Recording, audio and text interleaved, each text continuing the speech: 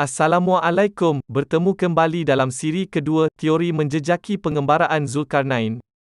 Sebelum anda mengikuti bersama saya dalam menerokai dan menjejaki pengembaraan Zulkarnain siri kedua, terlebih dahulu ingin saya menyatakan perkongsian ini hanya sekadar teori di antara teori-teori yang telah banyak terdapat di alam maya. Kami berharap anda telah pun menonton siri pengenalan sebelum ini, supaya siri berkenaan dapat membantu anda untuk memahami siri ini dan yang akan datang. Dalam siri pengenalan terdahulu, kita telah mengetahui akan kebolehan Zulkarnain untuk mengembara dari satu tempat sepantas kilat, melalui ilmu teleportasi yang dikurniakan Allah kepadanya.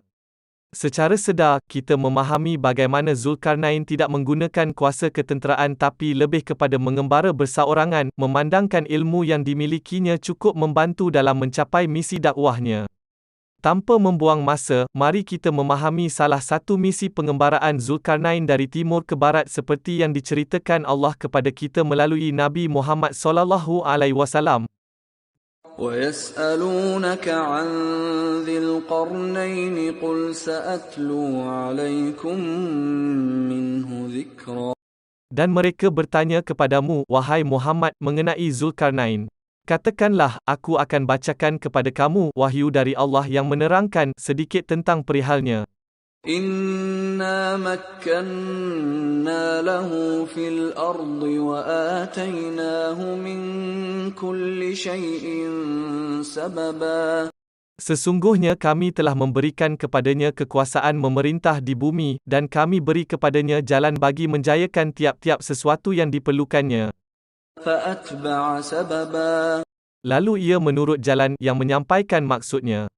حَتَّى إِذَا بَلَغَ مَغْرِبَ الشَّمْسِ وَجَدَهَا تَغْرُبُ فِي عَيْنٍ حَمِئَةٍ وَوَجَدَ عِندَهَا قَوْمًا قُلْنَا يَا ذَا الْقَرْنَيْنِ إِمَّا أَن تُعَذِّبَ وَإِمَّا أَن تَتَّخِذَ فِيهِمْ حُسْنًا.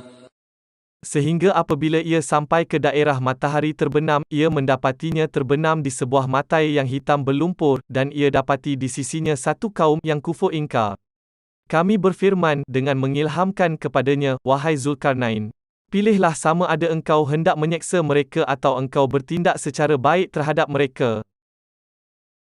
Dalam ayat 86 dari surah Al-Kahfi, ramai mentafsirkan bahawa sesampai Zulkarnain ke destinasi pinggir laut, beliau telah menyaksikan matahari terbenam di dalam mata air berlumpur hitam, dan ada yang mentafsirkan ianya hanya sekadar pandangan seolah matahari terbenam di dalam laut yang nampak gelap seolah berlumpur ataupun refleksi di dalam lumpur. Apapun alasan yang diberi, ramai mereka yang anti-Islam mempersendakan ayat 86 dan menolak keseluruhan Al-Quran tidak datangnya dari Allah. Atas alasan mana mungkin Allah melakukan kesilapan dan ianya menyalahi dari segi kajian sains. Mereka juga menolak pelbagai alasan yang diberikan oleh para agamawan, bagi mereka itu hanya sekadar rekaan alasan bagi menafikan kesilapan yang ada pada ayat 86 tersebut. Berkenaan lokasi di mana Zulkarnain sampai dalam pengembaraan ini, masih kabur tapi majoriti menyatakan ianya adalah Laut Mati memandangkan ramai penguasa dikatakan telah sampai di sana. Dalam pencarian kami, setelah membuat pentafsiran semula ayat 86 dalam menjejaki pengembaraan Zulkarnain, jelas lokasi yang sebenarnya adalah di Laut Mati atau Dead Sea yang akan kami jelaskan nanti. Apakah sebenarnya berlaku dan bagaimana ianya berlaku?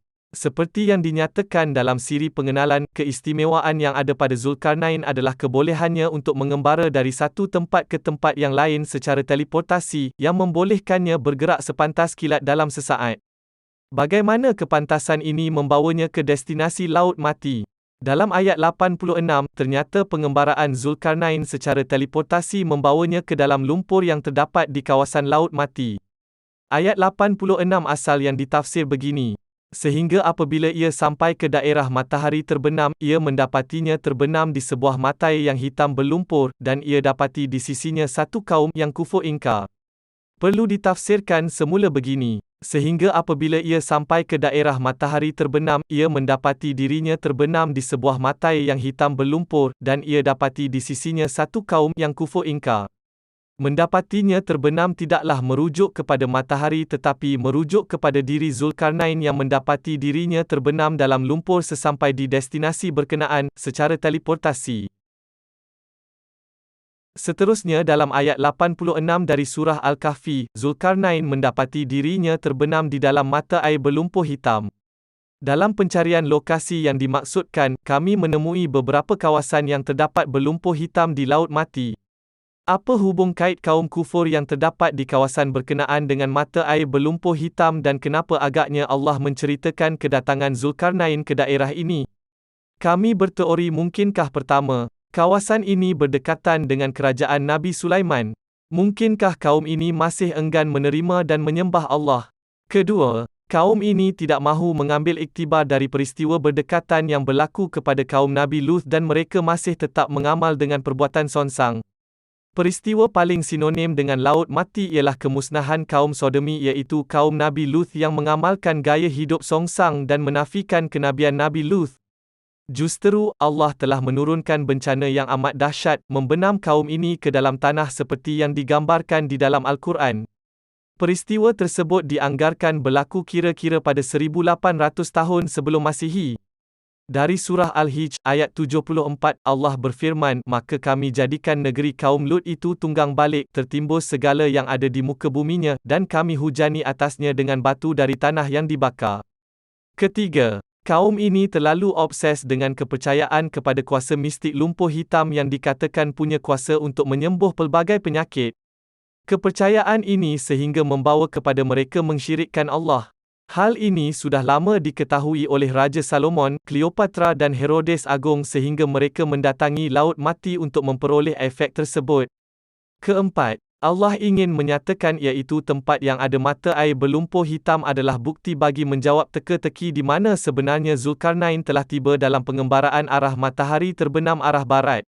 Kelima, membuktikan Nabi Muhammad SAW tidak berpengetahuan tentang kawasan Laut Mati yang punya mata air lumpur hitam dan wahyu yang Allah turunkan kepada Nabi Muhammad adalah benar dari Allah dan bukan rekaan baginda.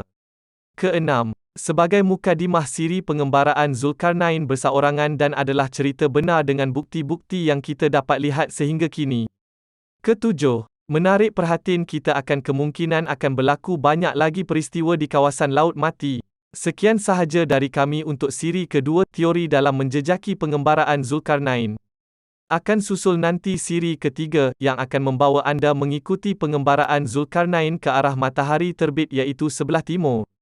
Kita akan lihat kesan-kesan kebarangkalian tempat yang dilawati Zulkarnain, untuk kita fikirkan dan selidiki bukti-bukti dari tinggalan sejarah yang masih ada sehingga kini.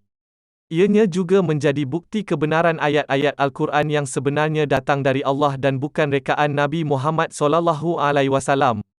Kami amat mengalu-alukan sebarang komen atau maklum balas dari pihak anda di ruang komen yang disediakan. Sekian, terima kasih dari kami.